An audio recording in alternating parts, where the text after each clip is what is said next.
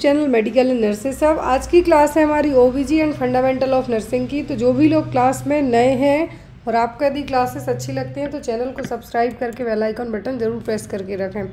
Good news आप सभी के लिए है एज़ पर प्रॉमिस मैंने आप सबसे कहा था कि जीके की क्लासेस आपकी स्टार्ट कर दी जाएंगी 1 जुलाई से। तो ऑलरेडी 1 जुलाई से आपको डेली है जो 20 जीके जीएस की क्लासेस ऐड कर दी गई हैं। जो मेडिकल एंड नर्सेज आपका सेकंड शॉर्ट्स चैनल है medical and nurses of shorts, तो वहाँ पर डेली आपको 20 जीके जीएस के क्वेश्चन ऐड किए जा रहे हैं। तो आप लोग जाके ज़रूर देखिएगा।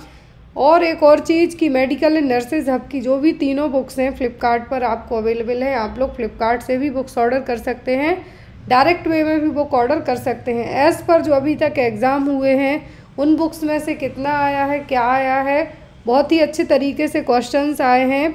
और एक और चीज़, जो भी सीरीज़ हैं और जो पीडीएफ हैं वो सभी अभी डिस्काउंटेड प्राइस पर अवेलेबल हैं। तो जो भी लोग पीडीएफ और सीरीज़ ऑर्डर करना चाहते हैं आप लोग ले सकते हैं। पीडीएफ की यदि हम बात करें तो पीडीएफ में आपको 8000 से ज़्यादा क्वेश्चन कवर हो जाते हैं। चाहे अब आप JIPMER एग्ज़ाम देते हैं, SGPGI देते हैं या फिर CHO NHM एग्ज़ाम देते हैं। Specially model paper 42 model paper रहेंगे जिसमें आपके 4200 क्वेश्चन प्लस 1000 की पॉइंट्स कवर होते हैं। तो आप लोग उनके थ्रू भी अपनी स्टडी कर सकते हैं। न्यूज़ ये है कि आप सभी के लिए आज है जो 3 जुलाई है, 10 जुलाई 2025 को MSN and psychiatric medical surgical nursing and यहाँ पर आपको साइकेट्रिक के अलावा एक और सब्जेक्ट है जो है आपका fundamental of nursing. Fundamental of nursing के क्वेश्चन हैं जो सेपरेट पीडीएफ यहाँ पे आपकी लॉन्च की जा रही है। सेपरेट पीडीएफ नोट्स रहेंगे, यहाँ पे आपके सेपरेट पीडीएफ नोट्स रहेंगे जो कि आपके लॉन्च किए जा रहे हैं 10 जुलाई 2025 को। यहाँ पर कोशिश मेरी तरफ से ये की जा रही है कि यहाँ पर आपको 2000 MCQs हैं जो ऐड किए जाएं, जिसमें आपके, क्योंकि जो भी लोग SGPGI या फिर स्टेट लेवल आप कोई से भी स्टाफ नर्स का एग्ज़ाम दे रहे हैं, स्टेट लेवल स्टाफ नर्स का या फिर JIPMER का एग्ज़ाम दे रहे हैं या नॉरसेट का एग्ज़ाम दे रहे हैं, तो उनमें आपको medical surgical nursing, fundamental of nursing and आपको साइकेट्रिक के क्वेश्चन आते हैं। साथ में यहाँ पे कोशिश की जाएगी कि आपको मैनेजमेंट के भी कुछ क्वेश्चन ऐड किए जाएं।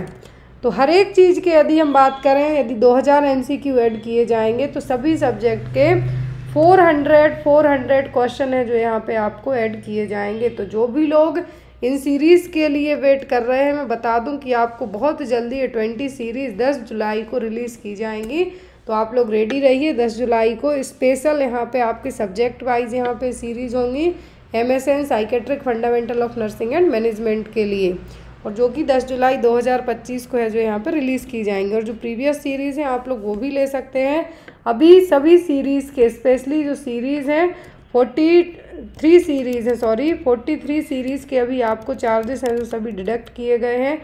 जो चार्जेस पहले 43 सीरीज़ एंड 42 पेपर्स के थे 650 रुपीज़ थे, बट नाउअडेज़ इनको चेंज किया गया है 450 रुपीज़ ओनली है। तो आप लोग इनको लेके पढ़ाई कर सकते हैं। आज की क्लास का हमारा पहला क्वेश्चन है, Reed Sternberg cells in notes are found in. तो रीड स्टर्नबर्ग सेल्स हैं जो कहाँ पे पाई जाती हैं? ल्यूकेमिया में, हॉकिंसन लिम्फोमा में, नॉन हॉकिंस लिम्फोमा में, फिर मल्टीपल माइलोमा में। ये जो हॉकिंस लिम्फोमा और नॉन हॉकिंस लिम्फोमा है, मध्य प्रदेश का जो GMC का एग्ज़ाम हुआ था उसमें क्वेश्चन दिया गया था। तो यहाँ पर रीड स्टर्नबर्ग सेल्स जो नोट्स हैं ये पाए जाते हैं जनरली हॉकिंस लिम्फोमा में। किसमें? हॉकिंस लिम्फोमा में। एक तरीके से हम ये कहें इन सेल्स के लिए कहा जाता है लेक्यूनार हिस्टोसाइट्स। ये देखिए क्या कहा जाता है, लेक्यूनार हिस्टोसाइट, जो कि एक अलग तरीके की सेल्स हैं, बड़े टाइप में रहेंगी, जाइंट होंगी, जो कि बायोप्सी की जाती है। हॉकिंस लिम्फोमा का आइडेंटिफिकेशन कैसे होगा? बायोप्सी के थ्रू ही होगा। तो यहाँ पर रीड स्टर्नबर्ग सेल्स देखने को मिलेंगी किसमें? हॉकिंस लिम्फोमा में। हॉकिंस नॉन हॉकिंस लिम्फोमा के जो ड्रग ऑफ चॉइस एग्जाम में regimen, drug of choice regimen जरूर पूछा जाता है आपको। तो ट्रीटमेंट थेरेपी होती है हॉकिंस लिम्फोमा के लिए और नॉन हॉकिंस के लिए। इसमें रेडिएशन थेरेपी भी शामिल होती है, कीमोथेरेपी में जो कीमोथेरापेटिक ड्रग्स होते हैं वो यूज़ किए जाते हैं। तो हॉकिंस लिम्फोमा का जो कीमोथेरापेटिक रेजिमेन होता है, जैसे डॉट्स रेजिमेन यूज़ किया जाता है ट्यूबरक्लोसिस को मैनेज करने के लिए, मल्टी ड्रग ट्रीटमेंट MDT किया जाता है लेप्रोसी के लिए, वैसे ही लिम्फोमा हॉकिंस लिम्फोमा के लिए ABVD है जो यहाँ पे यूज़ किया जाता है। ABVD का मतलब है यहाँ पर डॉक्सोरियूबिसिन, ब्लियोमाइसिन, बिनब्लास्टिन एंड डेकार्वाजीन है जो यहाँ पर मेडिकेशन यूज़ की जाती हैं। और इसी के साथ ही यदि हम बात करें रेडिएशन थेरेपी की, तो कीमोथेरेपी में जैसे ABVD है वैसे ही रेडिएशन थेरेपी में यहाँ पर ISRT इस्तेमाल किया जाता है। ये नाम आप याद रखें, एग्जाम में आपको पूछे जा सकते हैं। ABVD कहें तो डॉक्सीरियोबिसिन, ब्लियोमाइसिन, बिनब्लास्टिन, डेकार्वाजीन। और यदि रेडिएशन थेरेपी में हम कहें इन्वॉल्व्ड साइट रेडिएशन थेरेपी, तो यहाँ पर आपको कीमो के अलावा है जो रेडिएशन थेरेपी में भी यहाँ पे इसका इस्तेमाल किया जाता है। नेक्स्ट क्वेश्चन हमारा, in appendicitis pain is located in which quadrant of the abdomen. हमने कई बार पढ़ा है और इसके रिगार्डिंग क्वेश्चन भी बहुत सारे एग्जाम में बनते हैं। तो अपेंडिसाइटिस में पेन कहाँ पे होता है? लेफ्ट लोअर क्वाड्रेंट में, राइट लोअर, लेफ्ट अपर या फिर राइट अपर क्वाड्रेंट में। तो अपेंडिसाइटिस जो हमारी लार्ज इंटेस्टाइन है उसका एक स्मॉल पार्ट होता है अपेंडिक्स, जो कि यूज़फुल नहीं होता है, बट इन केस इसमें इन्फेक्शन हो जाए, परफोरेशन हो जाए तो दर्द होगा और ये मेडिकेशन से ठीक नहीं होता है। पेन किलर आप कुछ भी खा लो, लेकिन अपेंडिसाइटिस की कंडीशन हुई है, यदि इन्फेक्शन हुआ है और ये परफोरेट होने के चांसेस होते हैं तो इमीडिएटली सर्जरी की जाएगी। और यहाँ पर जो पेन होता है वो कहाँ पे होता है? राइट लोअर क्वाड्रेंट में। इसका जो पेन रेडिएट होता है इस तरीके से, इस पेन को क्या कहा जाता है? मैकबर्नी पेन या फिर मैकबर्नी पॉइंट। तो यहाँ पर आपको ये दर्द यदि आप प्रेस करेंगे किसी साइड और दर्द आपको कहीं और होगा तो ये कहलाता है मैकबर्नी पॉइंट। क्या कहलाता है? मैकबर्नी पॉइंट, जो कि पॉइंट है 1/3 of the distance literally on a line drawn from the अम्लाइकस। तो यहाँ पर right anterior superior iliac spine के यहाँ पर ये दर्द होगा, इसीलिए इसको क्या कहा गया? Right lower quadrant. और ये यदि आपको स्पेसिफिक पेन पूछा जाए मैकबर्नी पेन, तो ये देखने को किस में मिलता है? ओनली अपेंडिसाइटिस में। नेक्स्ट वन है यहाँ पर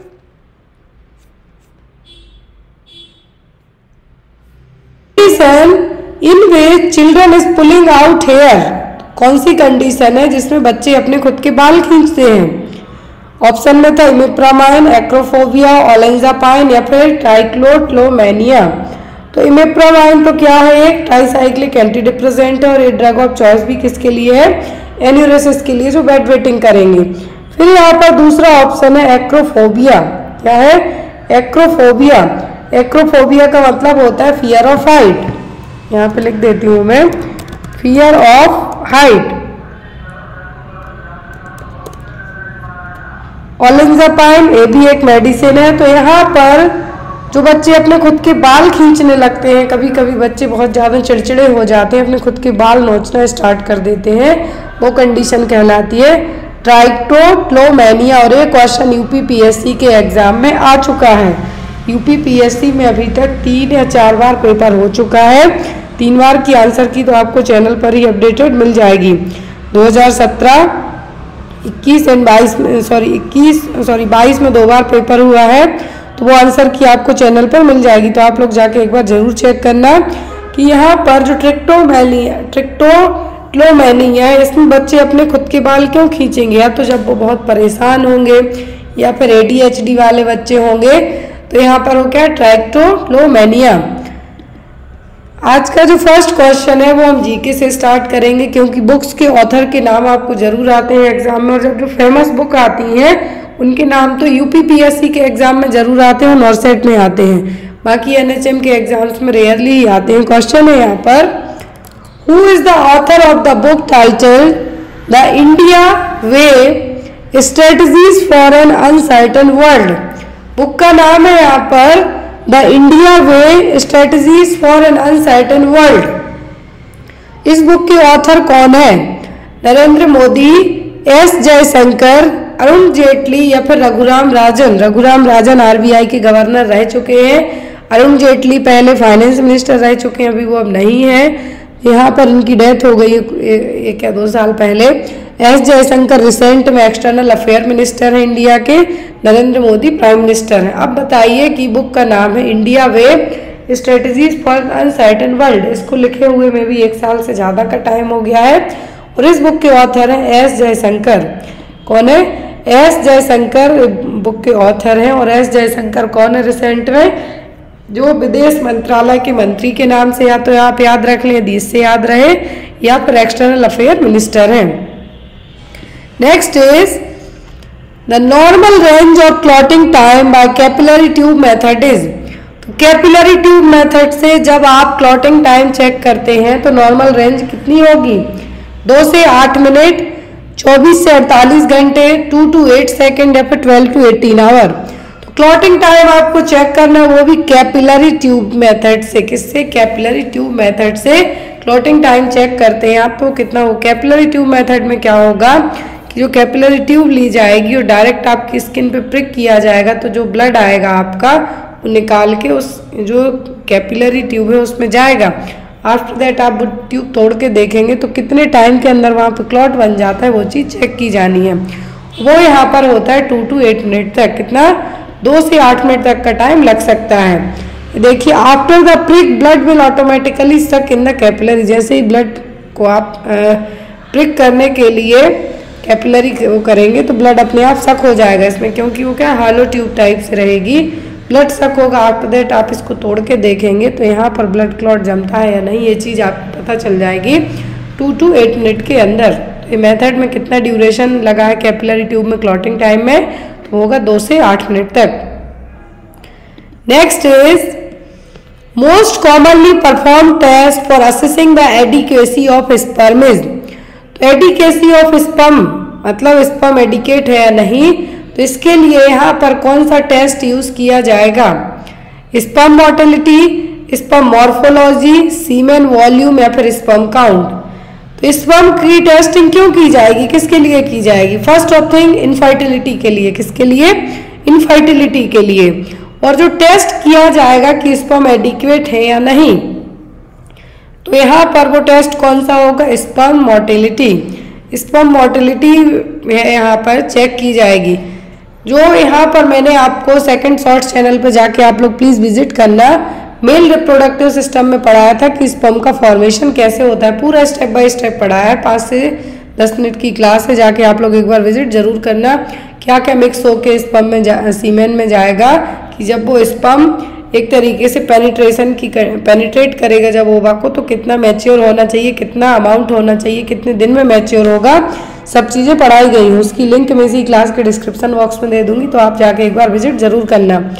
तो स्पर्म की मोटिलिटी या फिर सीमेन की वॉल्यूम, ये सब चीज़ें किसके लिए चेक की जाएंगी? इनफर्टिलिटी के लिए। इसके लिए इनफर्टिलिटी के लिए। तो यहाँ पर जो टेस्ट होगा एडिक्वेसी ऑफ स्पर्म के लिए वो कौन सा होगा? होगा स्पर्म मोटिलिटी। क्या है? Sperm motility. According to WHO के 1 ml सीमेन में 15 मिलियन स्पर्म रहते हैं। कितने? 15 मिलियन स्पर्म रहते हैं 1 ml सीमेन में।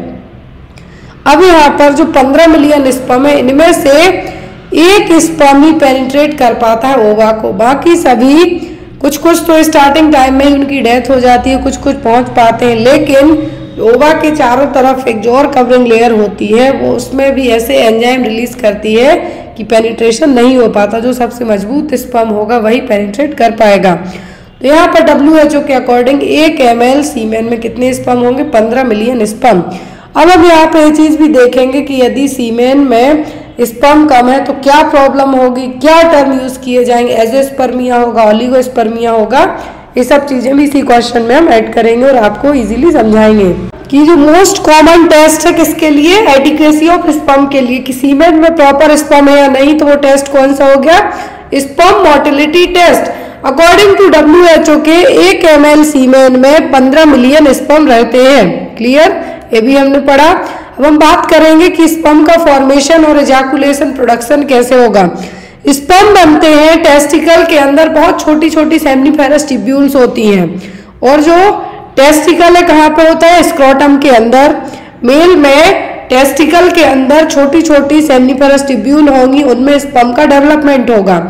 जब ये टेस्टिकल क्या करेंगी, हार्मोन रिलीज करेंगी, तब ये जो स्पर्म है क्या होंगे, बाहर आएंगे और स्पर्म मैच्योर होंगे, क्योंकि बना तो दिए सेमिनिफरस ट्यूब्यूल है, लेकिन जब तक उनमें कुछ हार्मोन नहीं भेजे जाएंगे तब तक वो उतने अच्छे तरीके से एक्टिवेट नहीं होंगे। तो ये काम करेंगी टेस्टिकल टेस्टोस्टेरोन हार्मोन मिक्स करके।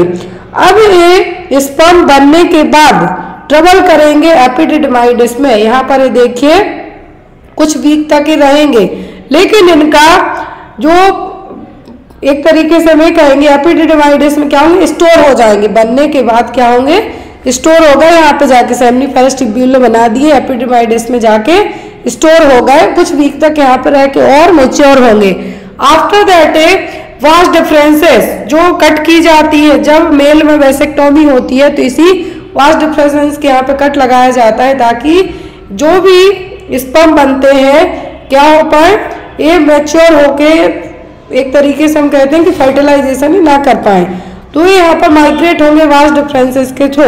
अब यहाँ पर सेमिनल ग्लैंड होती है जो कि कुछ फ्लूइड बनाएगी, नरिश करेगी, किसको, सीमेन रिलीज करेगी, कुछ फ्लूइड भी निकालेगी, और इसी में मिक्स होके क्या होंगे, सेमिनल फ्लूइड हो गया, कुछ फ्लूइड प्रोस्टेट ग्लैंड रिलीज करेगी, प्रोस्टेट फ्लूइड और सेमिनल फ्लूइड मिलके सीमेन बनाएंगे, और इसी सीमेन में स्पर्म जाएंगे, और जब इजैकुलेशन होगा यूरेथ्रा के थ्रू तो सीमेन में मिक्स होकर स्पर्म बाहर निकल जाएंगे। तो ये तो स्पर्म का बनना कैसे इजैकुलेट हो गया।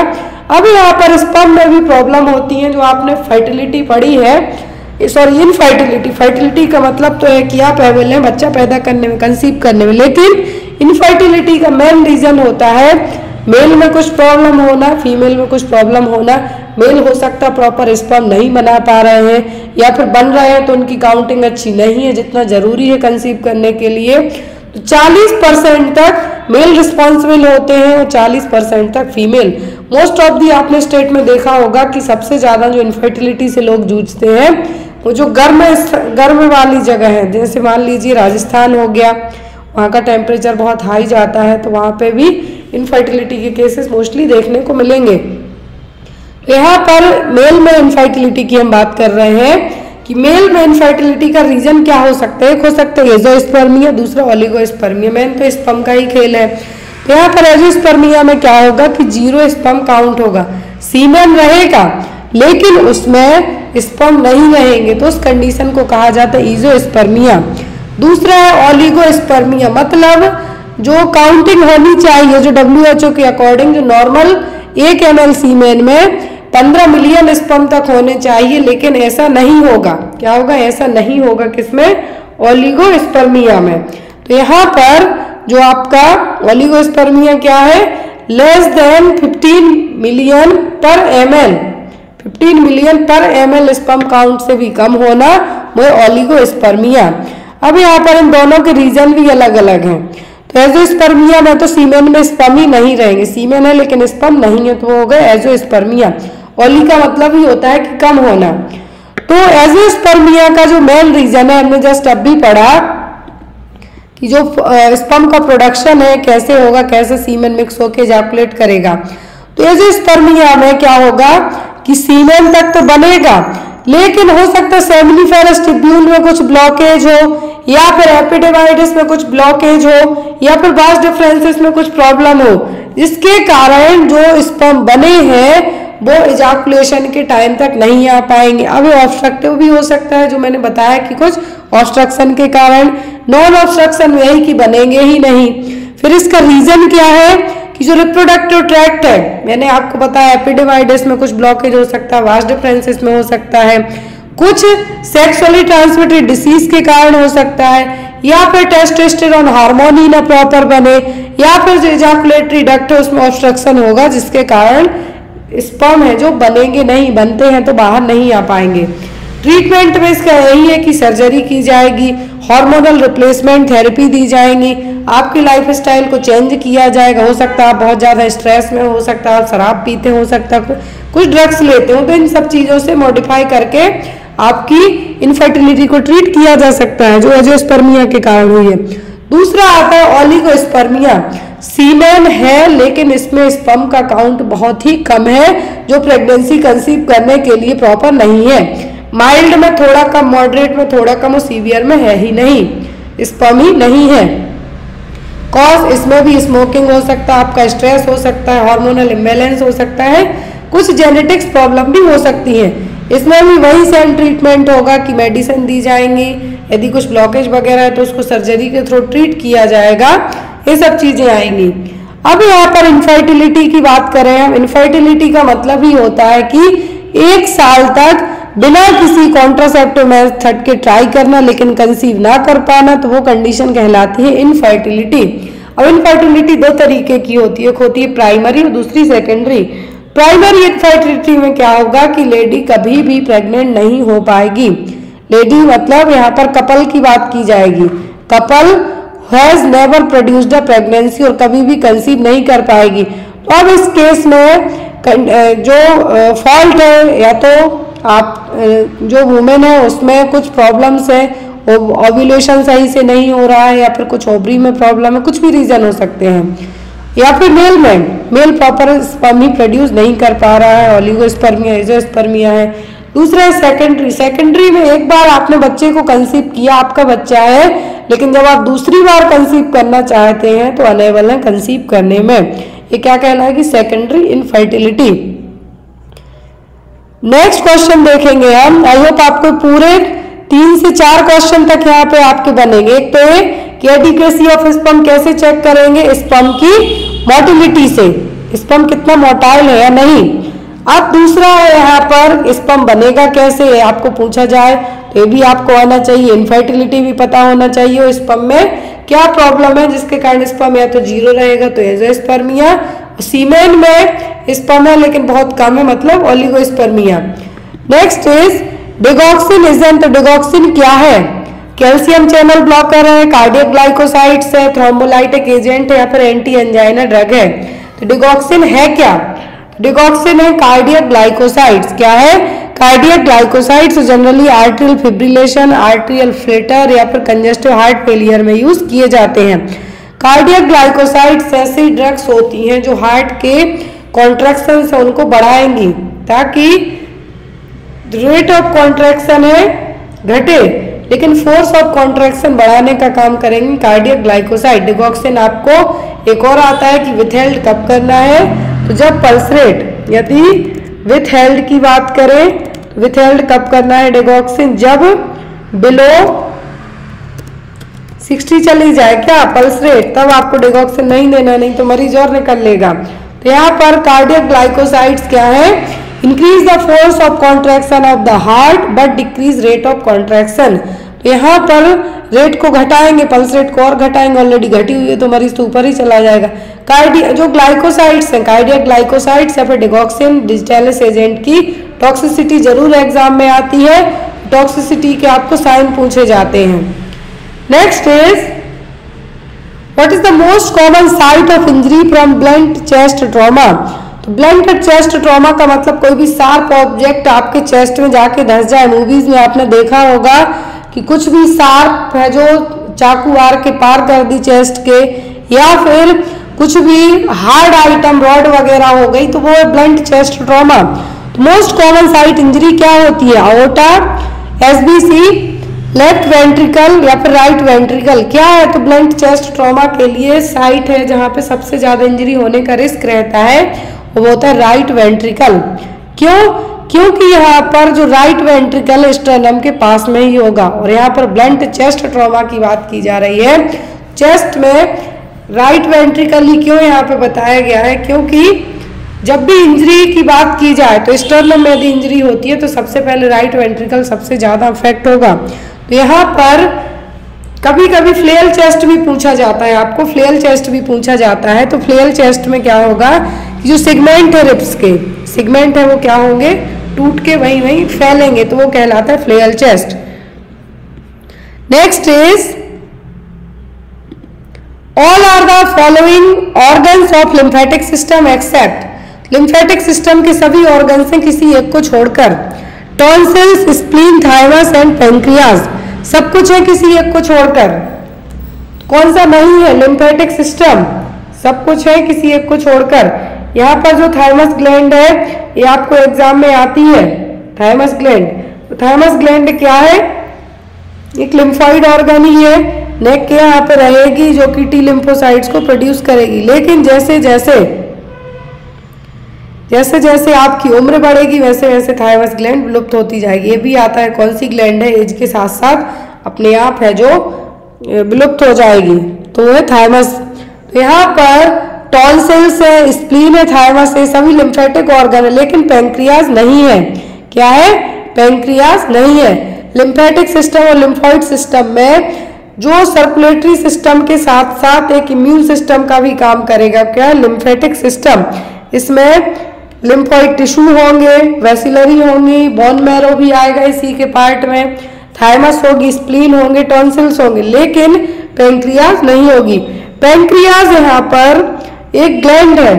क्या है? एक ग्लैंड है जो कि आपके डाइजेशन के साथ साथ हार्मोन, डाइजेस्टिव एंजाइम के साथ साथ हार्मोन्स भी रिलीज करने का काम करेगी।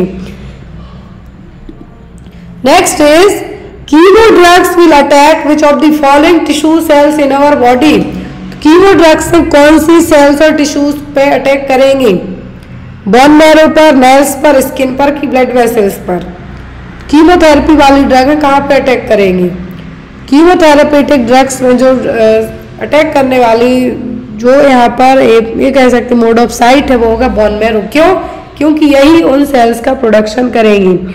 इसीलिए कीमोथेरेपी में जो अफेक्टिंग पार्ट होगा वो क्या होगा? Bone marrow. और जब कीमोथेरेपी की जाती है तो यहाँ पर मरीज को भीड़ भाड़ से रहने के लिए दूर कहा जाता है। क्यों? क्योंकि कीमो में आपकी बोन मैरो पे जब एक तरीके से ड्रग्स अफेक्ट करेंगी तो आपकी इम्यूनिटी तो डाउन होगी ही होगी, लेकिन आपको दूसरे इन्फेक्शन होने का रिस्क भी रहेगा।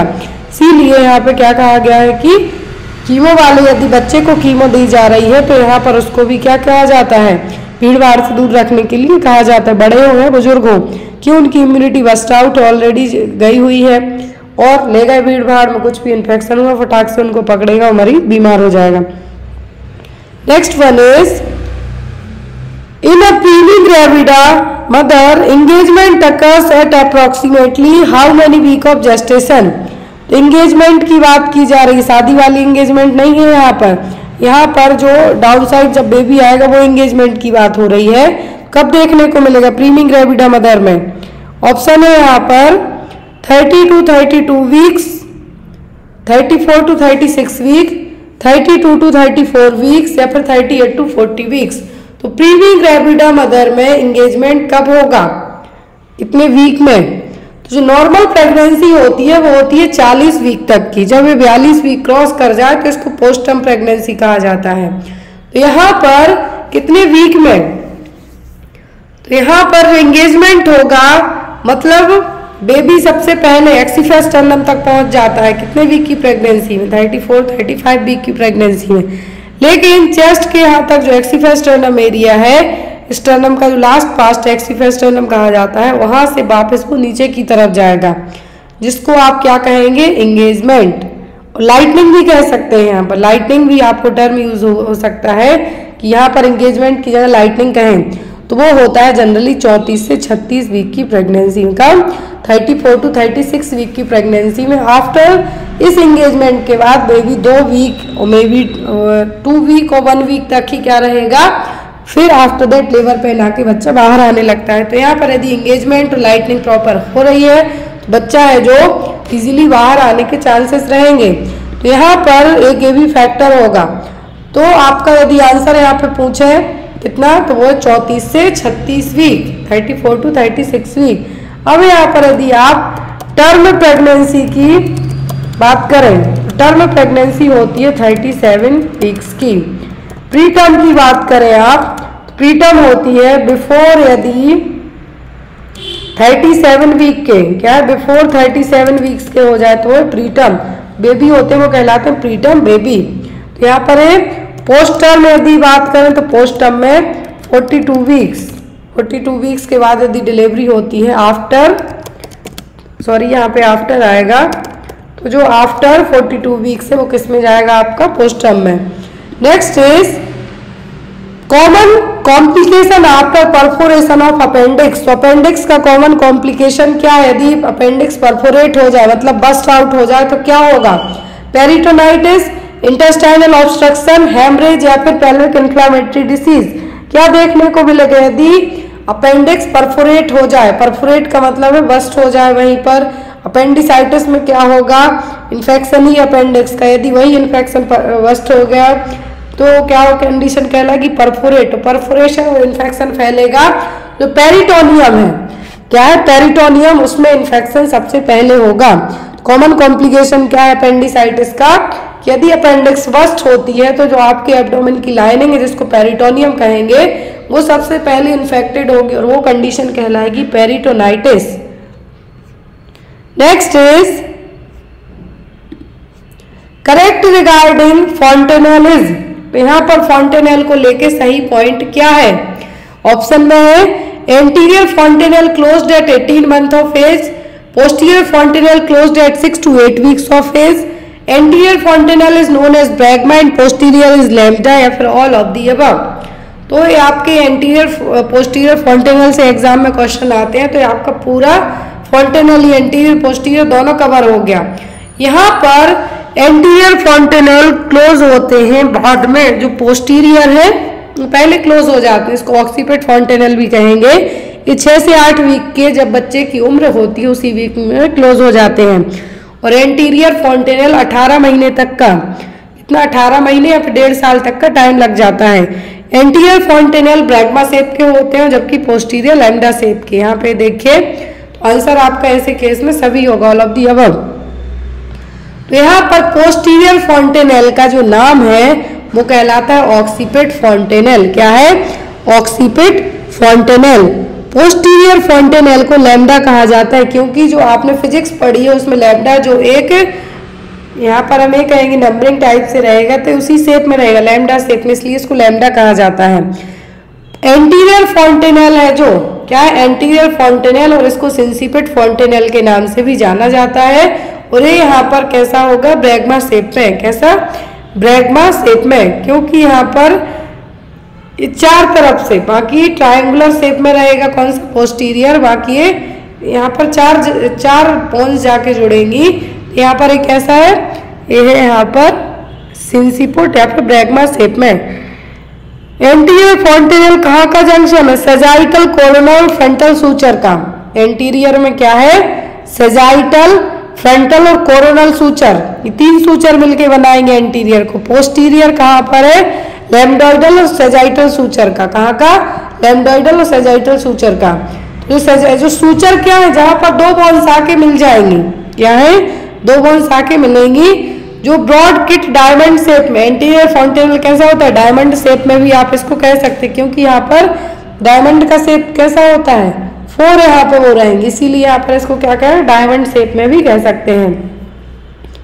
Next is congenital absence of ganglionic cells in the submucosal and mesenteric plexus of the distal intestine is known as congenital absence of ganglionic cells। तो जो आपकी ganglionic cells है वो यदि एब्सेंट रहे तो ये क्या कहलाएगा? पाइलोरिक स्टेनोसिस, हिरस्प्रिंग्स डिसीज या फिर इंटेस्टाइनल ऑब्स्ट्रक्शन।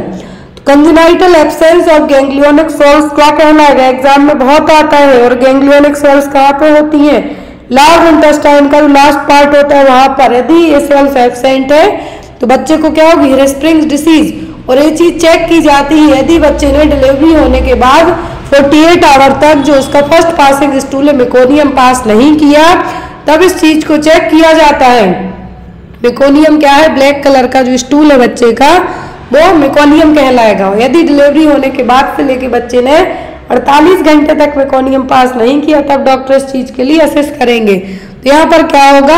कोलोन, जो आपकी लार्ज इंटेस्टाइन इसको कोलोन कहा जाएगा। और एक कोलोन क्या रहेगी? सबसे नीचे का पार्ट है। ये यहाँ पर गैंग्लियोनिक सेल्स रहेंगी। ये गैंग्लियोनिक सेल्स एब्सेंट रहेंगी। क्या रहेंगी? एब्सेंट रहेंगी। तो यहाँ पर इस चीज को जो टर्म यूज किया जाएगा वो कहलाएगा हिरस्प्रिंग्स डिसीज। क्या है?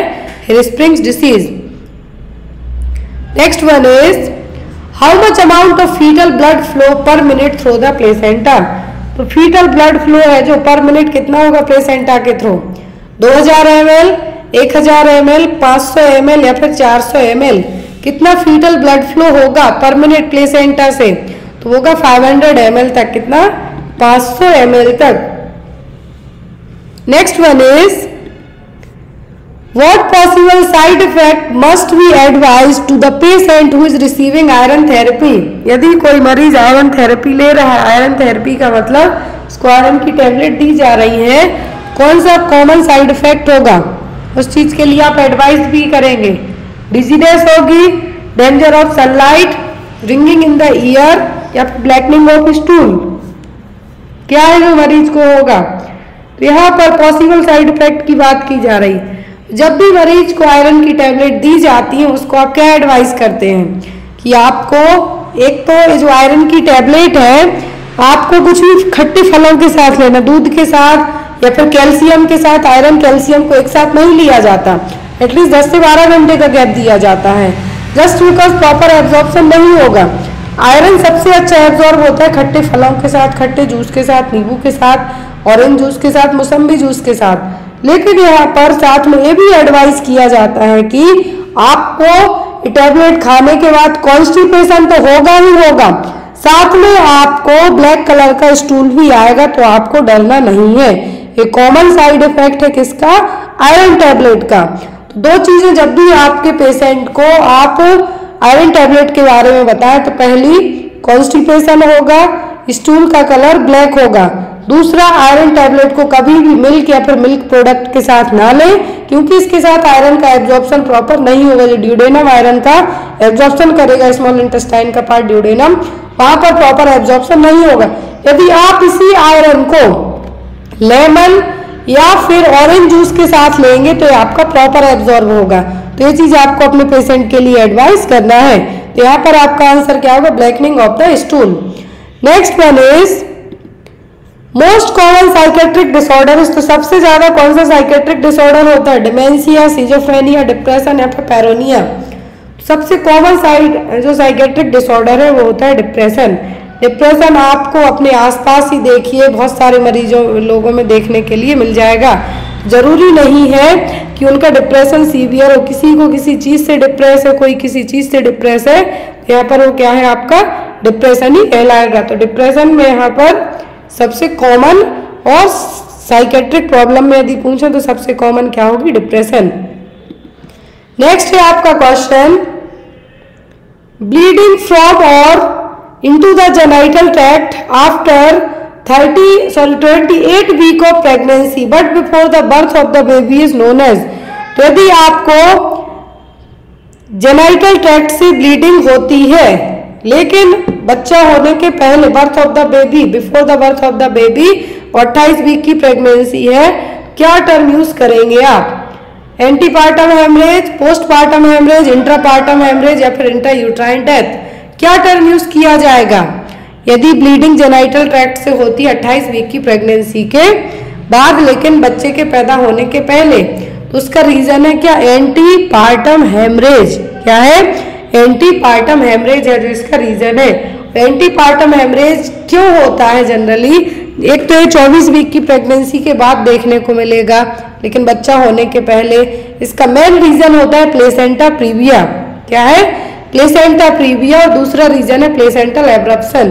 प्लेसेंटा प्रीविया में क्या होगा कि जो सर्वाइकल ओस है आपकी कवर रहेगी म्यूकस प्लग से, लेकिन उसकी जगह पे प्लेसेंटा जब सेंट्रल पार्ट में अटैच ना होके नीचे की तरफ आके अटैच हो जाए, या तो मार्जिनल तरीके से मतलब थोड़ा सा सर्विक्स को कवर करे या फिर पूरे तरीके से कवर कर जाए, तो वो सबसे कॉमन रीजन होता है ब्लीडिंग का। कौन सी, एंटीपार्टम हेमरेज का। प्लेसेंटल एब्रप्शन मतलब प्लेसेंटा टाइम के पहले ही डिटैच होना स्टार्ट हो जाए तो वो कंडीशन है प्लेसेंटल एब्रप्शन। ये दोनों कॉमन कॉज हैं। Next is which among the following food group is the most preferred food group by pregnant mother. कौन से फूड ग्रुप है सबसे ज्यादा मोस्टली प्रेफर किए जाते हैं किसी प्रेग्नेंट लेडी के लिए? हाई फैट लो प्रोटीन, हाई प्रोटीन लो carbohydrate, high protein low fat या फिर high carbohydrate and high fat. कौन सी डाइट प्रेफर की जाएगी एक प्रेग्नेंट लेडी के लिए? तो ज़्यादा कैलोरी एक्स्ट्रा लेने की ज़रूरत नहीं होती है, वो ओनली 300 किलो कैलोरीज एक्स्ट्रा की बात कर रहे हैं हम। प्रेग्नेंट मदर में कितना 300 किलो कैलोरी एक्स्ट्रा ले जाने की बात की जाती है। दूसरी, यदि आप ब्रेस्ट फीडिंग है तो कितना 500। अब यहाँ पर प्रेग्नेंट मदर में यदि बात की जा रही है कौन से फूड ग्रुप की, तो वो होगा यहाँ पर कौन सा, वो होगा high protein but low fat diet. कौन सा, high protein but low fat diet देने की सलाह दी जाएगी। प्रेगनेंसी कंसीव करने के टाइम से फॉलिक एसिड दी जाने की एडवाइस दी जाए, क्योंकि एनटीडी से बच्चे को बचाना है। Next one, what is IQ level is profound mental retardation. एक क्वेश्चन और इसी तरीके से बनेगा आईक्यू लेवल में कि कौन से लेवल के आईक्यू लेवल वाले बच्चे को हॉस्पिटल में एडमिशन की जरूरत पड़ेगी, मतलब वो अपने से कुछ भी करने में एबल नहीं होगा, तो वो भी प्रोफाउंड मेंटल रिटार्डेशन है। तो IQ level profound mental retardation में कितना होगा, ऑप्शन में है 50 से 75, 35 एंड 50, 20 एंड 35 या फिर लेस देन 20। मेंटल रिटार्डेशन को बेस्ड ऑन आईक्यू लेवल के 4 में बांटा जाता है, mild, moderate, severe and profound. तो यहाँ पर जो आईक्यू लेवल जब कितने से कम हो जाए तब प्रोफाउंड कहेंगे, तो वो होगा लेस देन 20, कितना 20 से भी कम। इंटेलिजेंसी क्वाड्रेंट, तो मेंटल रिटार्डेशन ऐसी कंडीशन है जब आईक्यू लेवल बिलो 70 से भी कम चला जाए, कितना 70 से 75 के बीच में या फिर इससे कम चला जाए, जिसमें आपके एडेप्टिव स्किल्स भी कम हो जाएं। यहाँ पर मेंटल रिटार्डेशन को 4 कैटेगरी में बांटा गया है। माइल्ड मतलब एजुकेबल, बच्चे को मेंटल रिटार्डेशन है लेकिन एजुकेबल, आप उसको समझा के उसके काम उसी से करवा सकते हैं। आईक्यू रेंज होगी इसमें 50 से 70 के बीच में, कितना 50 to 70। मॉडरेट ट्रेनेबल मतलब आप उसको चीज़ों के बारे में ट्रेंड कर सकते हैं, वो अपने काम कर सकता है, तो इसमें होगा 35 से 50। सीवियर मतलब बच्चा पूरे तरीके से अपने पेरेंट्स पे डिपेंडेंट रहेगा, तो वो होगा 20 to 35। और जब प्रोफाउंड हो जाए मतलब बच्चे को हॉस्पिटल में एडमिट करने की जरूरत है ऐसे केसेस में, तो वो होगी लेस देन 20। मेंटल रिटार्डेशन के लिए जो फॉर्मूला यूज किया जाता है वो क्या है, वो यहाँ पर mental as divided by chronological age into 100। कितना, mental as divided by chronological age into 100। क्या है, मेंटल रिटार्डेशन के लिए फॉर्मूला है, एग्जाम में आ सकता है कि यहाँ पर आईक्यू लेवल कैसे आप चेक करेंगे। तो आईक्यू लेवल के चेक करने का जो फॉर्मूला क्या है, mental as divided by chronological age into 100। तो यहाँ पर या तो आपको क्रोनोलॉजिकल एज दी जाएगी और मेंटल एज दी जाएगी, आपको आईक्यू लेवल निकालना है। Next one is strawberry spot vagina is seen in. तो स्ट्रॉबेरी स्पॉट वेजाइना किसमें देखने को मिलेगी, कैंडिडा में, ट्राइकोमोनास में, साइटोमेगालोवायरस सीएमवी या फिर herpes सिम्प्लेक्स में। तो स्ट्रॉबेरी स्पॉट वेजाइना क्या है, स्ट्रॉबेरी स्पॉट वेजाइना किस केस में देखने को मिलेगी, तो वो होगा यहाँ पर ट्राइकोमोनास में। किसमें, ट्राइकोमोनास वेजाइनलिस में स्ट्रॉबेरी टाइप की है। देखिए जो वेजाइना की जो यहाँ पर सर्विक्स है, क्या है सर्विक्स, स्ट्रॉबेरी सर्विक्स देखने को मिलेगी। इन्फेक्शन होगा ट्राइकोमोनास वेजाइनलिस के कारण। सर्विक्स का अपीयरेंस कैसा होगा, स्ट्रॉबेरी का जो ऊपर स्पॉट होते हैं उस तरीके से होगा, क्योंकि जो पैचेस हैं, जो कैपिलरी सरफेस पर पैचेस हैं क्या हो जाएंगे, डायलेट हो जाएंगे। सर्विक्स में इन्फ्लामेशन तो होगा ही होगा, साथ में यहाँ पर इसका जो अपीयरेंस लुक है कैसा होगा, स्ट्रॉबेरी टाइप का। Next one is during a performance appraisal if the head nurse commits an error it's called. यदि यहाँ पर जब अप्रेजल हो रहा है, आपका परफॉर्मेंस अप्रेजल हो रहा, सैलरी बढ़ने वाली, पोस्ट बढ़ने वाली है, तो किसी हेड नर्स से कुछ क्या हो जाए, एरर हो जाए, डेटा में कुछ एरर कर जाए, तो क्या कहलाएगा, central tendency error, high-low effect, horns effect या फिर ऑल, क्या कहलाएगा ये। जब कोई हेड नर्स क्या कर जाए, यहाँ पर कुछ भी एरर कर जाए तो क्या कहलाएगा, वो कहलाएगा आपका हेलो इफेक्ट। क्या कहलाएगा, हेलो इफेक्ट्स। दो तरीके के इफेक्ट होते हैं, एक होता है हेलो और दूसरा होता है हॉर्न। हेलो इफेक्ट में क्या होगा कि जो आपके हेड हैं वो कुछ भी काम क्या कर जाएंगे, हायर इक्विटी। हायर इक्विटी का मतलब है कि हेड नर्स यदि कुछ भी गड़बड़ कर जाए तो वो कहलाएंगे आपके, और उसके कारण आपका अप्रेजल हो जाए, जो कि एक पॉजिटिव वे में चला जाएगा आपका, तो क्या कहलाएगा, हेलो इफेक्ट। और जब यही चीज लोअर इक्विटी मतलब कोई हेड नर्स की जगह कोई जो एज अ जनरल नर्स कोई भी एरर कर जाए वो, या फिर यहाँ पर कुछ भी नेगेटिव तरीके का ऐसा कर जाए कि उसमें आपकी सक्सेस होते होते रुक जाए, तो वो कहलाएगा हॉर्न इफेक्ट। हॉर्न में क्या है, नेगेटिव टाइप की कंडीशन होंगी, लेकिन हेलो इफेक्ट में आपका फायदा हो जाएगा। Next one is compression of bleeding carotid artery immediately leads to. तो ब्लीडिंग यदि कैरोटिड आर्टरी के यहाँ पे होती है तो कंप्रेशन होगा कहाँ पर, कैरोटिड आर्टरी में ही। क्या होने के चांसेस रहेंगे, loss of sense of smell, blindness, stroke या फिर डायरिया। बहुत इजी क्वेश्चन है। सबसे अच्छी चीज एक आता है आपको कि स्ट्रोक में कौन सी आर्टरी इफेक्ट होगी, हमें कैरोटिड आर्टरी। तो कैरोटिड आर्टरी में यदि ब्लीडिंग होती है तो क्या होने के चांसेस रहेंगे, स्ट्रोक होने के। किसके, स्ट्रोक होने के, क्योंकि यही कैरोटिड आर्टरी ब्रेन को ब्लड की सप्लाई करेगी मेनली। तो यहाँ पर कैरोटिड आर्टरी में यदि ब्लीडिंग होती है तो क्या होगा, stroke. Next is policeman stiff hand is seen in. Policeman stiff hand किसमें देखने को मिलेंगे, एक्सिलरी नर्व इंजरी के कारण, अर्ब्स पाल्सी, रिस्ट ड्रॉप या फिर नन ऑफ द अबव। तो यहाँ पर पुलिसमैन टिप, पीछे की तरफ हाथ करके जो टिप मांगी जाती है वो इसके लिए टर्म यूज किया गया पुलिसमैन टिप्स हैंड। तो यहाँ पर ये होता है जनरली कि कौन सी नर्व में इंजरी के कारण, ये होता है अर्ब्स पाल्सी में। किसमें, अर्ब्स पाल्सी में। तो यहाँ पर आपका आंसर क्या होगा, होगा Erb's palsy. Active flexion impossible because of paralysis of biceps, brachialis and brachioradialis. तो ये तीनों नर्व में क्या होगा, पैरालिसिस हुआ है। किसमें, बाइसेप्स, ब्रैकियोलिस और ब्रैकियोरेडियल्स में। इसके कारण पीछे की तरफ आपका हाथ है जो फ्लेक्शन रह जाएगा। तो इसके कारण ही यही कंडीशन यहाँ पर डेवलप होगी। पीछे की तरफ आपका जो हाथ रहेगा उसको कहेंगे पॉल्टर स्टिफ हैंड और policeman tips hand. In Weber test and Rinne test cranial nerve examined as. तो बेवर और रिने टेस्ट में कौन सी क्रेनियल नर्व का एग्जामिनेशन किया जाएगा। ऑप्शन में है आपका cranial nerve first, cranial nerve second, cranial nerve 8 या फिर क्रेनियल नर्व 7। तो बेवर टेस्ट और रिने टेस्ट पहली चीज कान के लिए होते हैं, और कान में आप क्या टेस्ट करेंगे, सुनने वाली चीज है, और उसके लिए कौन सी नर्व रिस्पॉन्सिबल होगी, तो होगी 8वें नंबर की क्रेनियल नर्व, वेस्टिबो कोक्लियर नर्व। तो जो बेवर टेस्ट है और रिने टेस्ट है, दोनों में एक बेसिक सा अंतर है, एक बेसिक सा अंतर है, वो भी आपको बताएंगे। लेकिन पहले यहाँ पे हम बात करेंगे नर्व की। तो 8वें नंबर की क्रेनियल नर्व कौन सी है, वेस्टिबो कोक्लियर नर्व। ये नर्व आपके कानों में सुनने के अलावा जो कोक्लियर पार्ट है वो बॉडी बैलेंस में भी हेल्प करेगा। Total 12 pair of cranial nerve होती हैं, जिसमें है olfactory, optic, oculomotor, trochlear, trigeminal, abducens, facial, vestibulocochlear, glossopharyngeal, vagus, spinal accessory और हाइपोग्लोसल नर्व। तो ये क्या है, यहाँ पर सभी क्रेनियल नर्व 12 पेयर में रहेंगी। तो यहाँ पर जब आंखों को चेक करने की बात हो तो ऑप्टिक नर्व चेक की जाएगी विजन के लिए। यहाँ पर जब बात की जा रही है आपके सुनने की तो वो क्या होगी, वेस्टिबो कोक्लियर नर्व।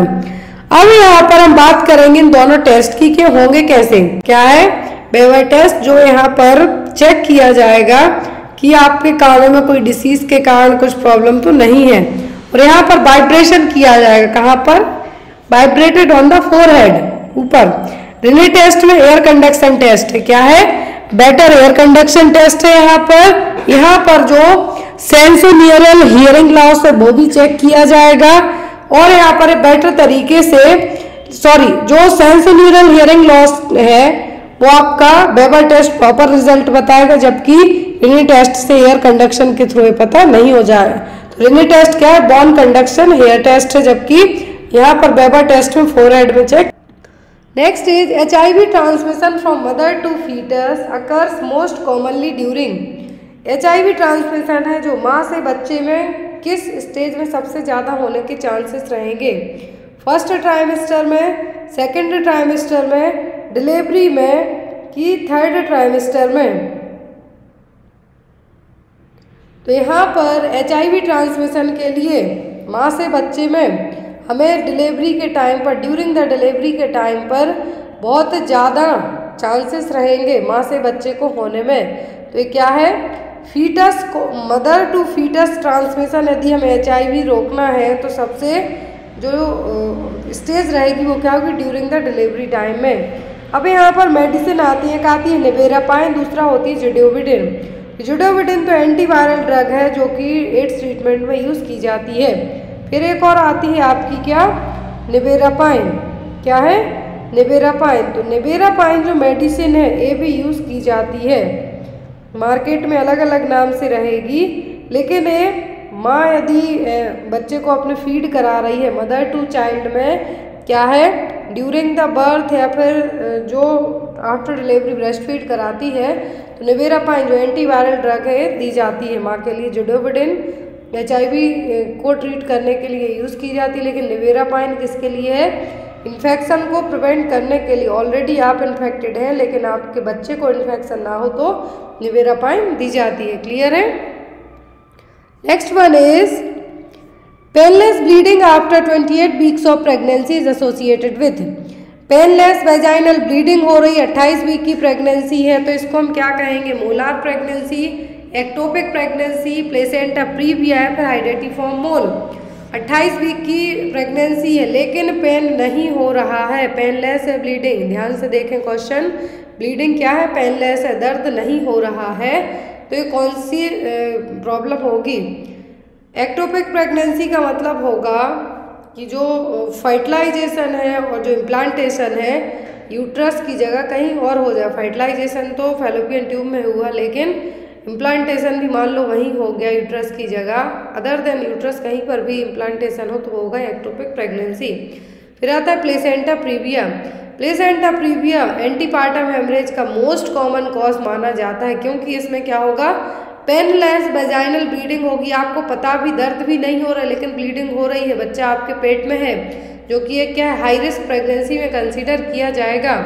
तो यहाँ पर प्लेसेंटा प्रीविया में नॉर्मली प्लेसेंटा है, देखिए सेंटर पार्ट में अटैच होगा, लेकिन जब प्लेसेंटा का इम्प्लांटेशन डाउन साइड होगा, लोअर होगा, तो ये कहलाएगा प्लेसेंटा प्रीविया। और इसमें डॉक्टर जनरली इसको प्रिवेंट करने के लिए सीधा कंप्लीट रेस्ट ही मदर के लिए प्रेफर करते हैं। जब प्लेसेंटा पार्शियली और टोटली मदर के सर्विक्स को कवर कर जाए तो ये क्या कहलाएगा, कहलाएगा प्लेसेंटा प्रीविया। और यहाँ पर सबसे कॉमन प्लेसेंटा प्रीविया का जो साइन है एग्जाम में आता है वो यही है, पेनलेस वेजाइनल ब्लीडिंग। या तो आपकी डिलीवरी के टाइम पर ब्लीडिंग होगी या फिर आपको पूरी प्रेगनेंसी में ब्लीडिंग हो सकती है।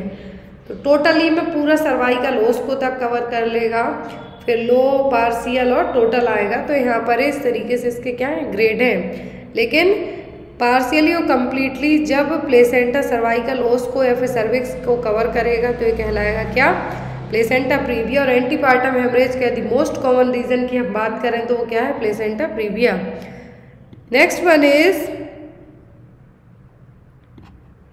Identify the stage of pressure ulcer. यहाँ पर एक इमेज दी हुई, आप पहचानिए कि कौन सा प्रेशर अल्सर है। इवन यहाँ पर नोटिस किया जा रहा है कि बॉन्स भी दिखने लगी हैं। स्टेज फर्स्ट, सेकंड, थर्ड या फिर फोर्थ। यदि यहाँ पर आपको 4 स्टेज होती हैं प्रेशर अल्सर के लिए, फर्स्ट, सेकंड, थर्ड, फोर्थ। यदि इसको चेक करने के लिए जो डेक्यूबिटस अल्सर के लिए या फिर प्रेशर अल्सर, प्रेशर सोर के लिए हम बात करें तो वो होती है ब्रैडन स्केल यूज़ की जाती है। फिर यहाँ पर इस अल्सर को हम कैसे प्रिवेंट कर सकते हैं कि फ्रिक्वेंटली पोजीशन चेंज करके, ताकि सर्कुलेशन प्रॉपर हो। अब यहाँ पर स्टेज पूछी है, तो जो फर्स्ट स्टेज होगा प्रेशर अल्सर, इसमें स्किन इन्फ्लामेशन होगा लेकिन अनब्रोकन होगी, रेड होगी। इसके जो स्टेज सेकंड होगी इसमें एपिडर्मिस और डर्मिस दोनों ब्रोकन होंगी और अंदर तक आपको इस तरीके से दिखेगा। थर्ड में सबक्यूटेनियस फैटी लेयर तक अफेक्ट होगी। फोर्थ होगी इसमें यहाँ पर आपको मसल्स, बोन, नर्व सभी चीज़ें क्या होंगी, अफेक्ट होंगी। क्लियर है। स्टेज फर्स्ट पूछे ओनली इन्फ्लामेशन होगा, स्किन अनब्रोकन होगी। स्टेज सेकंड में डर्मिस एपिडर्मिस दोनों अफेक्ट होगी और स्किन ब्रोकन होगी। थर्ड में आपको इवन सबक्यूटेनियस फैटी लेयर भी अफेक्टिव होंगी और लास्ट स्टेज होगी फोर्थ स्टेज, इसमें बोन्स तक अफेक्ट होंगी, बोन्स आपको विजिबल होंगी। Next is identify the type of Leopold manoeuvre given in this image. अब एग्जाम में चारों ग्रिप आती हैं, कोई सी भी ग्रिप आपसे पूछ सकते हैं कि ये कौन सी ग्रिप है। तो यहाँ पर कौन सा लियोपोल्ड मैन्यूवर परफॉर्म किया जा रहा है, Pawlik grip, first pelvic grip, lateral grip या फिर फंडल ग्रिप। तो लियोपोल्ड मैन्यूवर यहाँ पे परफॉर्म किया जा रहा है, क्या है, पावलिक ग्रिप। क्या है, पावलिक ग्रिप, जिसमें जो एक केयर टेकर है, क्या है, लियोपोल्ड मैन्यूवर में जो यहाँ पर पावलिक ग्रिप है, जिसको हम क्या कहते हैं, थर्ड मैन्यूवर या फिर सेकंड पेल्विक ग्रिप और पावलिक ग्रिप। तो यहाँ पर एक हाथ क्या है बच्चे के बटुक्स के और एक हाथ नीचे की तरफ, जिससे बच्चे की पोजीशन चेक की जा रही है। अभी रही यहाँ पर चारों ग्रिप्स। तो Leopold's manoeuvre are common and systematic way to determine the position of fetus inside the uterus. Uterus में जो या तो हम ये कहेंगे गर्भाशय में माँ के बच्चे की क्या पोजीशन है उसको चेक करने के लिए ग्रिप यूज़ की जाएंगी। फर्स्ट मैन्यूवर में दोनों हैंड यूज़ किए जाएंगे, सेकंड में एक हाथ बैक साइड होगा, एक एब्डोमेन पर होगा, थर्ड में ओनली वन हैंड यूज़ किया जाएगा, जिसको हम पावलिक ग्रिप कहेंगे या फिर सेकंड पेल्विक ग्रिप कहेंगे। लास्ट होती है जिसको हम लियोपोल्ड फर्स्ट पेल्विक मैन्यूवर के नाम से जानते हैं। तो ये क्या होगी, फोर्थ मैन्यूवर। क्लियर है। Next one, management of Wernicke's disease and very involve administration of. तो हम बेरी को और वर्निक्स डिसीज को कैसे मैनेज करेंगे। बेरी और वर्निक डिसीज किसकी कमी से होगे, फॉलिक एसिड से, विटामिन सी से, थायमिन से कि विटामिन ए से। तो जो यहाँ पर बेरी है वर्निक्स डिसीज है, दोनों होंगे थायमिन की कमी के कारण या फिर विटामिन B1 की कमी के कारण।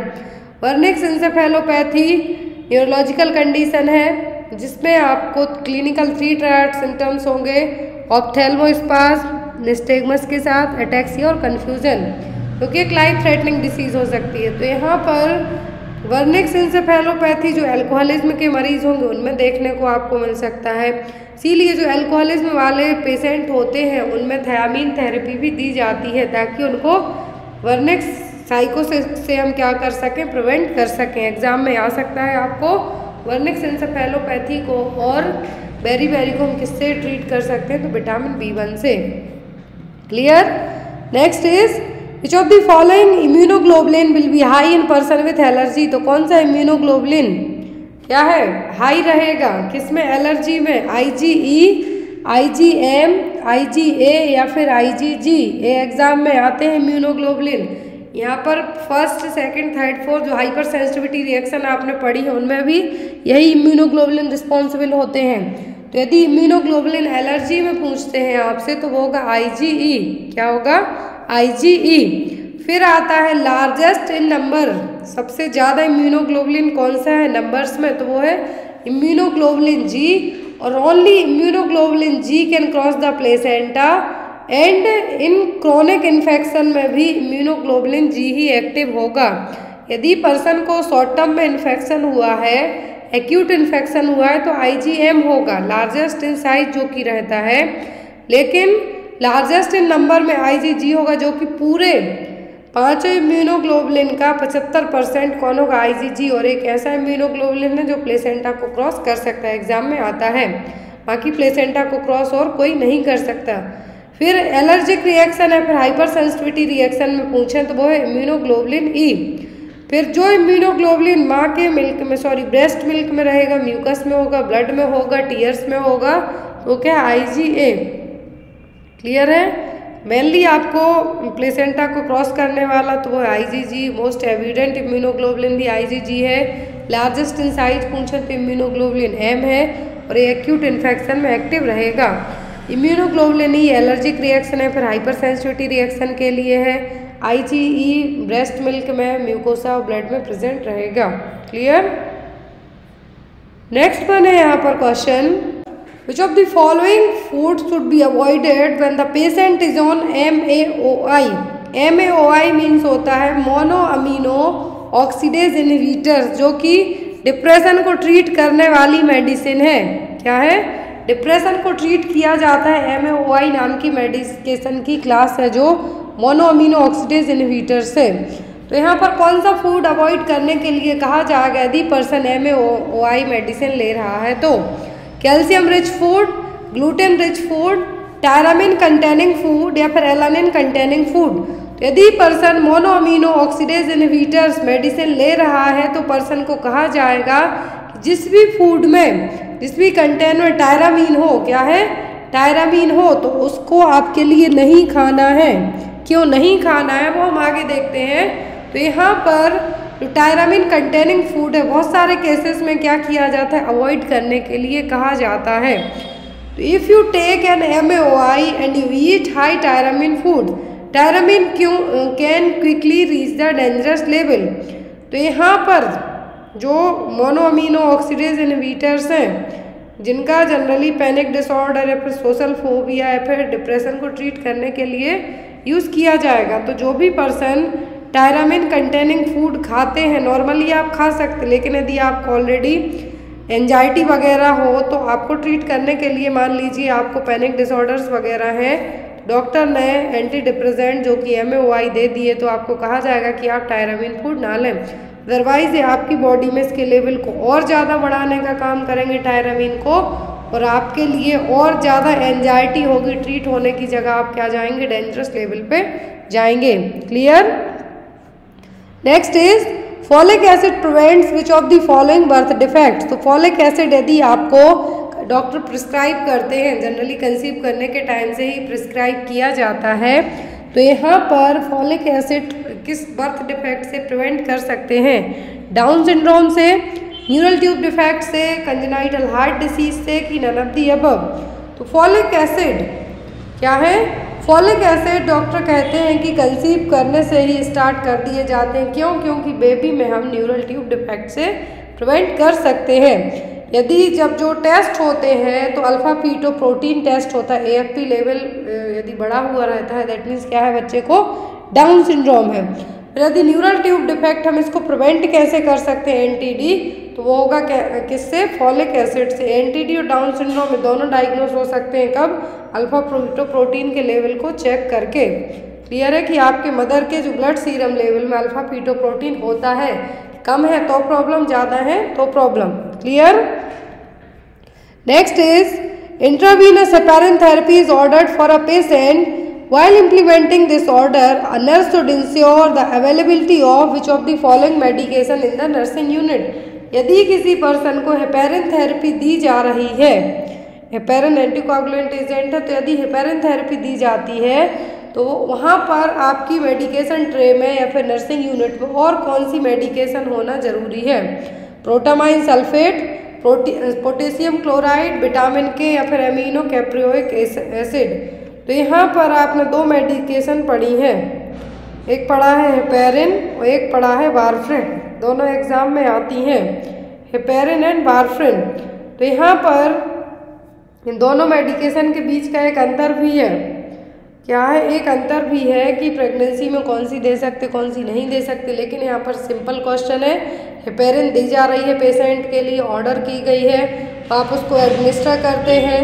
एडमिनिस्टर करते टाइम आपके पास जो ट्रे है और उसमें कौन सी मेडिसिन होना चाहिए, तो वह protamine sulphate. In case heparin overdose होता है तो आपके पास उसको रिट्रीट करने के लिए प्रोटामाइन सल्फेट होना जरूरी है। फिर हेपेरिन वारफ्रिन दोनों का एक जो बेसिक कॉन्सेप्ट एग्जाम में आता है वो यहाँ पे बता दूँ आपको। तो यहाँ पर हेपेरिन के लिए क्या होगा? प्रोटामाइन सल्फेट हो गया। हेपेरिन हमेशा इंजेक्शंस के थ्रू ही दी जाती है, लेकिन वारफ्रिन ऐसा एंटीकोगुलेंट है जिसको हम ओरली भी, ओनली ओरली दिया जाता है।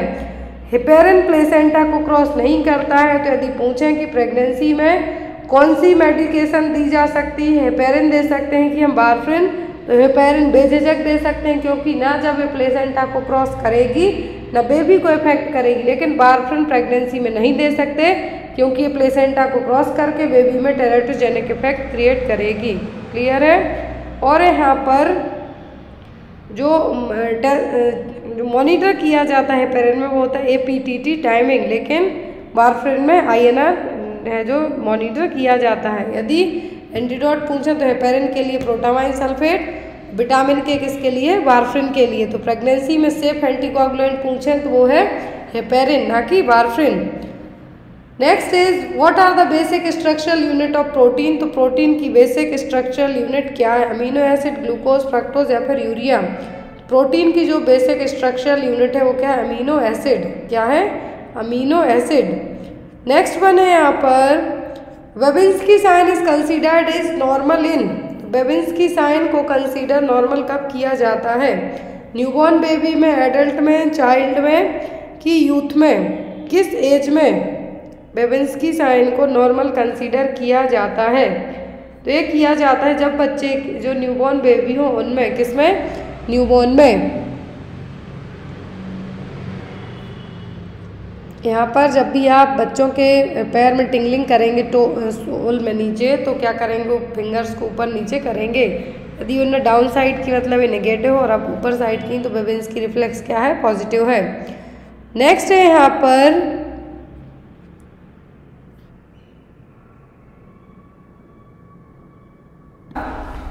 Which of the following response is expected in a mother when baby is sucking the breast?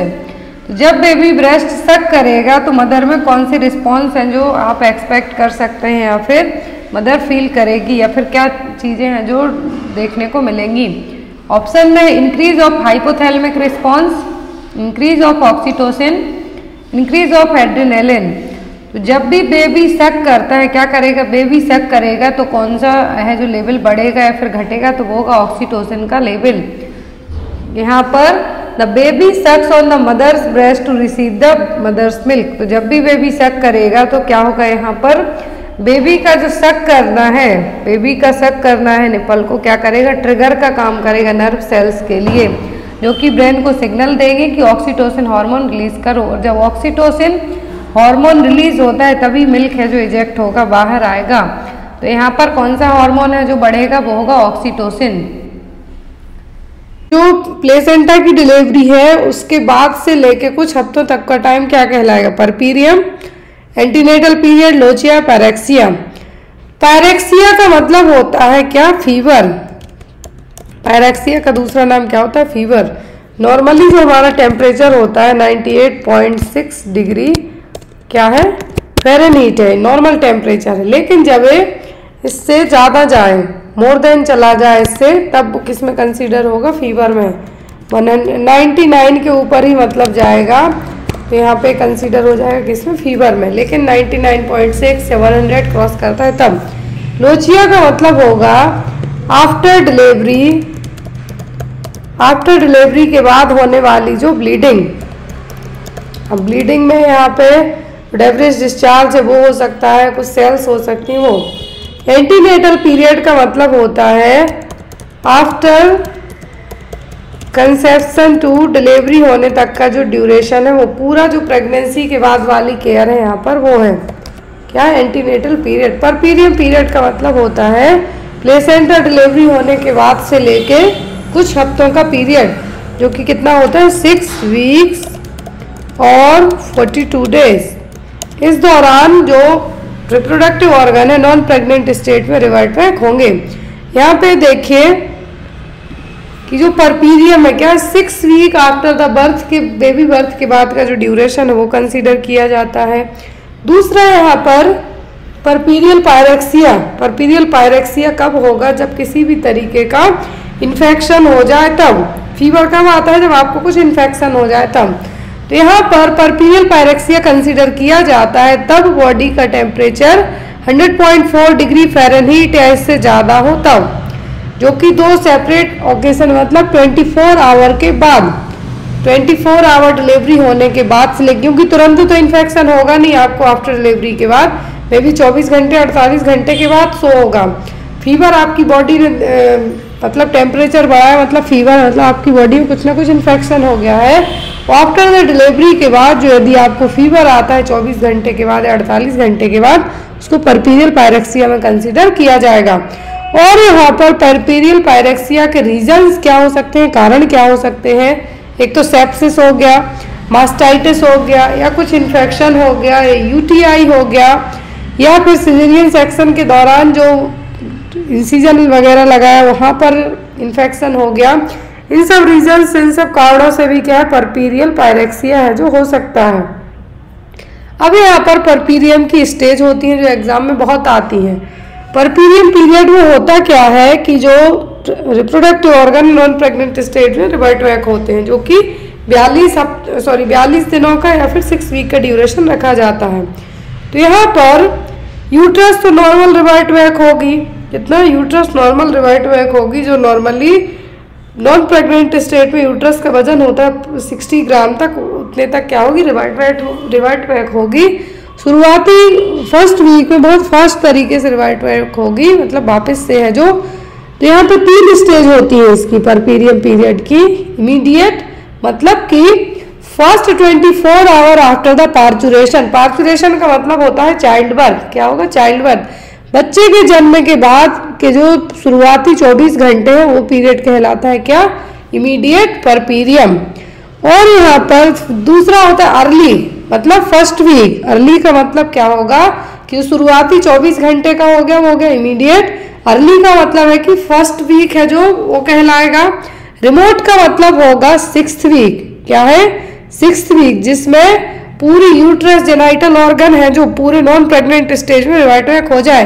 तो यदि आपको पूछें कि शुरुआती परपीरियम स्टेज तो वो कहलाती इमीडिएट, दूसरा 1 हफ्ते वाली तो वो अर्ली, और तीसरी जिसमें 6 वीक का जो कंप्लीट है वो क्या कहलाएगा, remote puerperium.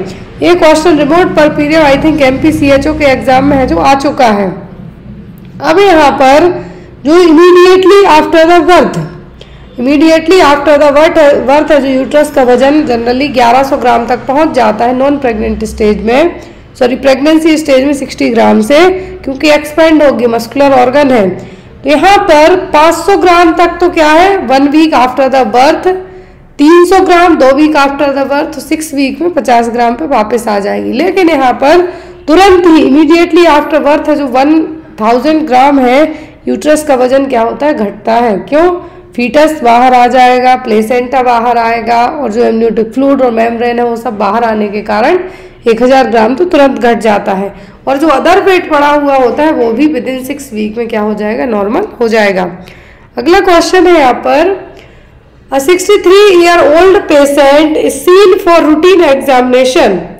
An excoriated 2 centimeter lesion is found on her left labium majora, which she states has been present for at least 3 months. What is the next best step in the management of this patient? Labium majora क्या है यहाँ पर, labium majora 63 साल की old client है, routine examination के लिए आई। उसके लेबियम मेजोरा पर क्या है 2 सेंटीमीटर के लीजन है, और उसका कहना है कि उसको लास्ट 3 मंथ से है। तो यहाँ पर आपका पेशेंट के लिए मैनेजमेंट क्या होगा, prescribe hydrocortisone cream, schedule colposcopy, perform excisional biopsy, या फिर प्रिस्क्राइब बोरो सॉल्यूशन सॉक्स। क्या करेंगे आप, क्लाइंट के लिए जो मैनेजमेंट होगा वो क्या होगा कि यदि 2 सेंटीमीटर के लीजन्स हैं तो यहाँ पे आप हाइड्रोकॉर्टिसोन क्यों देंगे, स्वेलिंग वगैरह है, क्या है, स्टेरॉइड्स है। लेकिन ये काम नहीं करेंगे क्योंकि 3 महीने से लास्ट। कोल्पोस्कोपी है जो, क्या है, कोल्पोस्कोपी से भी यहाँ पता नहीं चलेगा कुछ भी। जो कोल्पोस्कोपी टेस्ट जनरली सर्विक्स को प्रॉपर विजुअलाइज करने के लिए किया जाएगा, लेकिन लेबियम मेजोरा पर, लेफ्ट लेबियम मेजोरा पर यदि ये क्या है लीजन्स है, तो यहाँ पर आपको बेस्ट वो फाइंड आउट क्या होगा, बायोप्सी, कि किसी भी तरीके का एक कैंसर ग्रोथ तो नहीं हो रही है। तो यहाँ पे क्या किया जाएगा, एक्सीजनल बायोप्सी करके है जो वहाँ के टिश्यू कलेक्ट किए जाएंगे, उनकी स्क्रीनिंग की जाएगी। तो यहाँ पर क्या करेंगे आप, परफॉर्म एक्सीजनल बायोप्सी।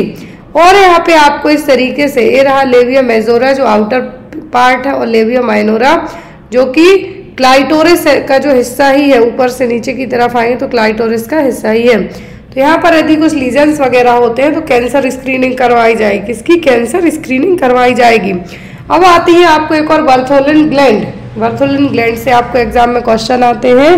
ये generally posterior part of the labia के यहाँ पे क्या रहेगी, प्रेजेंट रहेगी। और इसमें भी यदि कभी इस ग्लैंड के इधर यहाँ पे रहेगी, दोनों साइड जो वेजाइना की दोनों साइड रहती है कि ग्लैंड, यदि यहाँ पे किसी भी तरीके की सिस्ट हो जाए या पेनफुल एब्सिस बन जाए तो वो कहलाती है बर्थोलिन सिस्ट। और एक ग्लैंड का काम क्या होता है, ड्यूरिंग द इंटरकोर्स और जो लेबिया माइनोरा है, लेबिया मेजोरा है यहाँ पर, या फिर हम ये कह सकते हैं कि वेजाइनल एरिया में लुब्रिकेशन के लिए हेल्पफुल रहेगी। तो ड्यूरिंग द इंटरकोर्स से एक म्यूकस भी रिलीज करती है जो कि लुब्रिकेशन का काम करेगा। तो यहाँ पर बर्थोलिन सिस्ट रहेगी, तो छोटी छोटी ग्लैंड है दोनों साइड वेजाइना के, दोनों साइड क्या रहेंगी, प्रेजेंट रहेंगी। लेकिन यदि इनमें कुछ पेनफुल या फिर हम ये कह सकते हैं कि एब्सिस फॉर्मेशन हो जाए या गठान टाइप से बन जाए तो उसको सिस्ट का नाम दिया जाता है। और इसके लिए भी यदि नॉर्मली ठीक नहीं होती तो एक्सीजन करके इसको भी रिमूव किया जाता है।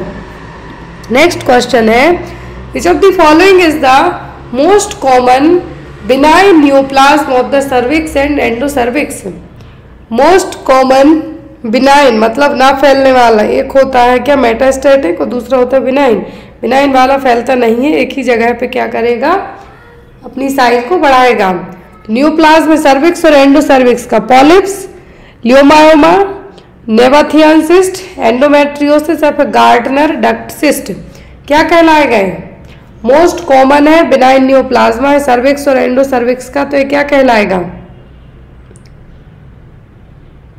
तो यहाँ पर इसके लिए जो नाम यूज किया जाएगा वो क्या होगा, वो होगा पॉलिप्स, क्योंकि मोस्ट कॉमन बात की गई, क्या होगा, पॉलिप्स। क्या कहलाएगा, ये कहलाएगा आपका पॉलिप्स। पॉलिप्स मतलब कि कॉमन है, बिनाइन है मतलब फैलेगा नहीं है, तो ये क्या कहलाएगा आपका, ये कहलाएगा पॉलिप्स। जो गार्डनर डक्ट है, क्या है, गार्डनर सिस्ट डक्ट है, ये अलग तरीके से है। इसमें जो फॉर्मेशन होगा गार्डनर सिस्ट डक्ट में सिस्टिक लीजन्स होंगे जो कि वेजाइना के यहाँ पे बनेंगे, कहाँ पर, वेजाइना के यहाँ पर बनेंगे। नेक्स्ट वन, तो यहाँ पे आपका आंसर क्या होगा, polyps. Next one is drug of choice to treat alcohol withdrawal symptom is. कौन सी मेडिसिन यूज की जाएगी अल्कोहल विथड्रॉवल सिम्टम के लिए। अल्कोहल विथड्रॉवल सिम्टम का मतलब है कि जो लोग शराब पी रहे हैं उनकी शराब स्टॉप कर दी गई है, क्या है, उनकी शराब को स्टॉप कर दिया गया है। आफ्टर दैट जो सिम्टम बनेंगे बॉडी में, जो विथड्रॉवल सिम्टम बनेंगे उनको ट्रीट करने के लिए कौन सी ड्रग अपनाई जाएगी, नेलोक्सोन, डाइसल्फाम, एसिटामिनोफेन या फिर क्लोरथियाजेप ऑक्साइड। एक चीज याद रखें, डाइसल्फाम और कोई अदर ड्रग हो तो आपको कंफ्यूज नहीं होना है। जो अल्कोहल के लिए एज ए डिटरेंट मतलब छुड़वाने में हेल्प करेगी, क्या है, जो डिटरेंट ड्रग है वो होगी डाइसल्फाम। लेकिन यहाँ पर विथड्रॉवल सिम्टम के लिए बात की गई है तो वो क्या होगी, क्लोरडाइजेप ऑक्साइड। क्या होगा, क्लोरडाइजेप ऑक्साइड। और जो अल्कोहल विथड्रॉवल के कारण कॉमन सिम्टम होता है यहाँ पे आपका एग्जाम में पूछा जाता है, होता है डेलिरियम ट्रिमर्स। क्या होगा, डेलिरियम ट्रिमर्स।